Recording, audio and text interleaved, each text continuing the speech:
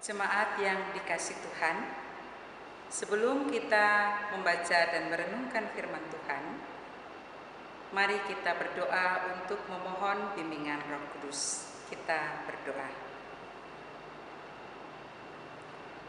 Tuhan yang Maha Kasih, inilah kami yang rindu akan sapaan firman. Ya Tuhan, kuasailah hati dan pikiran kami dengan kekuatan kuasa Roh Kudus-Mu, sehingga kami dapat mengerti, memahami, menghayati, dan melakukan firman-Mu di tengah-tengah perjalanan kehidupan yang Engkau anugerahkan. Berfirmanlah ya Tuhan, di dalam Kristus Yesus, firman yang hidup, kami berdoa. Amin. Jemaat yang dikasih Tuhan, Shalom. Puji syukur kita panjatkan kehadirat Tuhan yang Maha Kasih jika di malam hari ini kita kembali dapat bertemu dalam persekutuan ibadah keluarga GPIB Jemaat Peniel di Balikpapan. Walaupun jemaat melaksanakannya di rumah masing-masing sesuai dengan anjuran pemerintah. Jemaat yang terkasih, malam hari ini kita akan bersama-sama merenungkan sebagian dari firman Tuhan. Perenungan kita malam hari ini berjudul Yesus Sumber Air Hidup. Jemaat yang dikasih Tuhan, dalam kondisi yang tidak menentu, penuh kecemasan dan kekhawatiran karena pandemi COVID-19, Tuhan Yesus datang menawarkan air hidup bagi kita sekalian. Air yang dapat menyegarkan jiwa kita. Air yang tidak akan membuat haus untuk selama-lamanya. Karena air yang akan diberikan Yesus Kristus akan menjadi mata air yang selalu mengalir tiada henti dan terus-menerus memancarkan, memuaskan jiwa kita sampai kepada hidup yang kekal. Jemaat yang dikasih Tuhan, Injil Yohanes ditulis oleh seorang bapak gereja pada abad kedua. Penulis Injil ini adalah Yohanes bin Zebedeus, murid Yesus. Waktu penulisannya diperkirakan terjadi pada tahun 40 sampai 140 Masehi. Menurut Ireneus, Injil Yohanes ditulis di Asia Kecil, yaitu di Efesus, ketika pertumbuhan gereja mulai matang dan timbul kebutuhan akan ajaran yang lebih lanjut tentang kaidah iman. Maksud Injil ini ditulis adalah untuk melawan gnostikisme atau gerakan keagamaan yang beraliran sinkretisme dengan mempertahankan suatu keyakinan atau apologetik. Itulah latar belakang secara singkat tentang Injil Yohanes. Jemaat yang dikasih Tuhan, dua tokoh dalam perenungan kita malam hari ini adalah Yesus Kristus dan seorang perempuan Samaria. Mereka bertemu saat Yesus Kristus beristirahat, duduk di pinggir sumur Yakub, tempat perempuan Samaria itu menimba air minum di sana. Bagaimana Yesus Kristus sampai di sumur Yakub? Yohanes menuliskan perjalanan Yesus Kristus bersama murid-muridnya dari Yudea menuju ke Galilea dan mengambil jalur yang melewati daerah Samaria. Hal ini sengaja Yesus Kristus lakukan dengan tujuan untuk mengunjungi orang-orang Samaria yang dimusuhi oleh bangsanya, yaitu bangsa Yahudi. Orang Samaria dianggap bukan Israel tulen karena keturunannya telah kawin dengan orang-orang tetangga yang dianggap kafir. Yesus Kristus mengunjungi mereka untuk menawarkan air hidup yang dapat memuaskan dahaga rohani mereka. Kemudian terjadilah percakapan antara Yesus Kristus dengan seorang perempuan Samaria.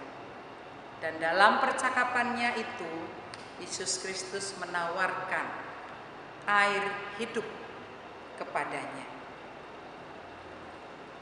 Jika minum air sumur Yakub, hanya dapat melepaskan dahaga untuk sementara waktu, karena rasa dahaga akan kembali timbul.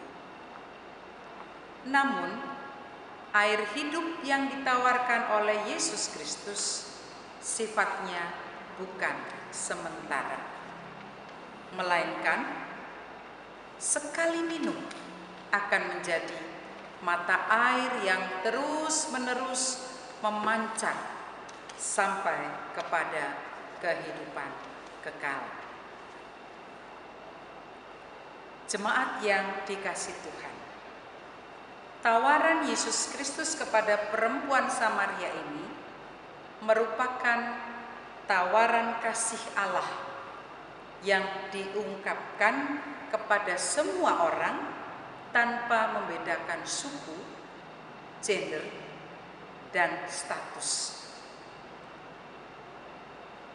Selain termasuk suku Samaria yang dibenci dan dimusuhi oleh orang Yahudi, perempuan Samaria juga statusnya rendah di mata orang Yahudi.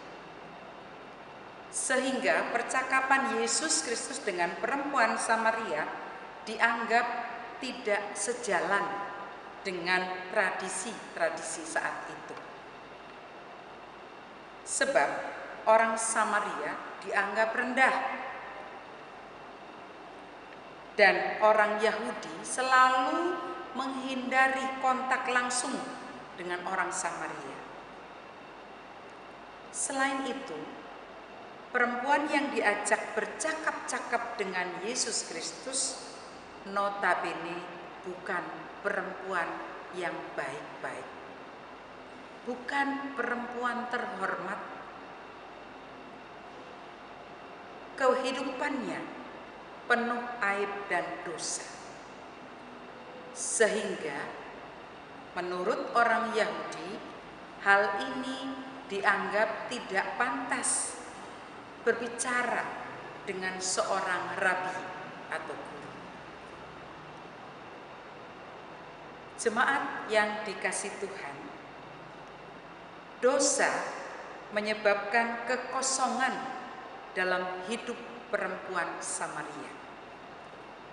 Kekosongan ini dibongkar oleh Yesus agar ia dapat mengisinya secara penuh dengan air hidup.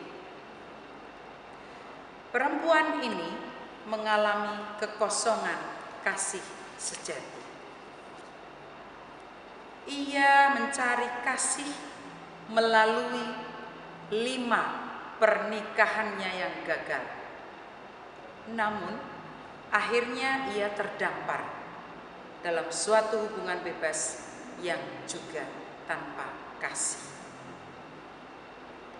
ketika ia mengakui bahwa ia tidak mempunyai suami, Yesus memujinya karena ia berkata jujur. Perempuan itu telah membuka kehidupannya yang penuh aib kepada Yesus Kristus. Dan Yesus Kristus tahu bahwa perempuan itu membutuhkan dia. Kehidupan perempuan itu sudah dehidrasi. Sumur Yakub tidak akan dapat memuaskan dahaganya. Perempuan Samaria itu memerlukan air hidup dari Yesus Kristus. Jemaat yang dikasihi Tuhan, air hidup Yesus Kristus mengisi kekosongan hidupnya dengan kasih sejati, yaitu kasih Allah. Perempuan itu kini maju lebih jauh lagi. Ia mengetahui Yesus adalah seorang nabi. Ini adalah suatu pengakuan yang sangat besar artinya bagi orang Samaria. Karena orang Samaria tidak mengakui nabi lain kecuali Musa. Dan secara tidak langsung ia telah mengakui Yesus Kristus lebih besar daripada Yakub. Walaupun demikian, ia tetap belum mengenal siapa sesungguhnya Yesus Kristus.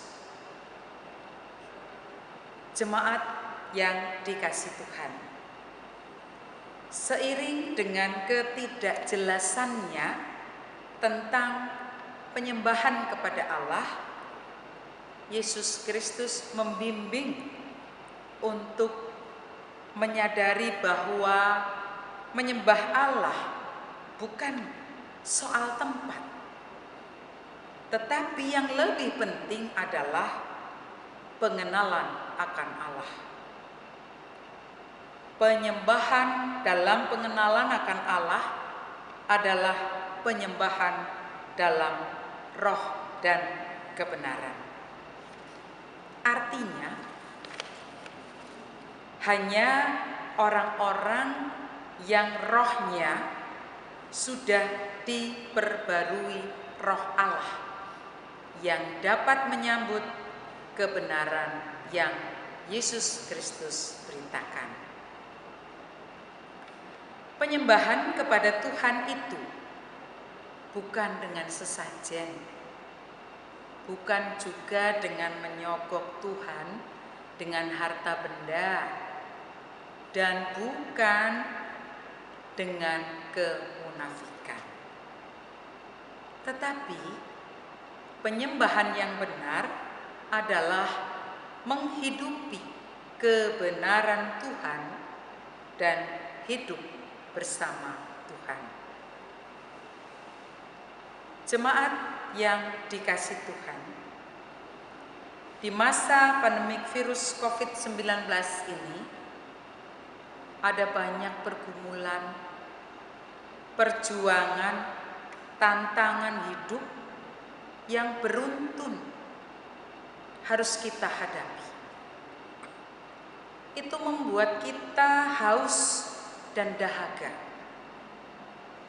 Tak sedikit pula yang mengalami kecemasan, ketakutan, dan kekhawatiran. Namun Tuhan yang setia akan kasih-Nya menolong dan menyelamatkan kita. Hanya Yesus Kristus, sumber air hidup, yang dapat mengisi dan memberi arti hidup bagi kita. Marilah kita saling bertolong-tolongan satu dengan yang lain, saling memperhatikan akan kebutuhan saudara-saudara kita. Demikian firman Tuhan, terpujilah Kristus. Amin. Jemaat yang dikasihi Tuhan, Arahkanlah hati dan pikiranmu kepada Tuhan, serta terimalah berkat-Nya. Kiranya kasih, karunia, dan damai sejahtera dari Allah Bapa kita dan dari Tuhan Yesus Kristus, serta persekutuannya dengan Roh Kudus, menyertai kita sekalian, dari sekarang sampai selama-lamanya. Amin.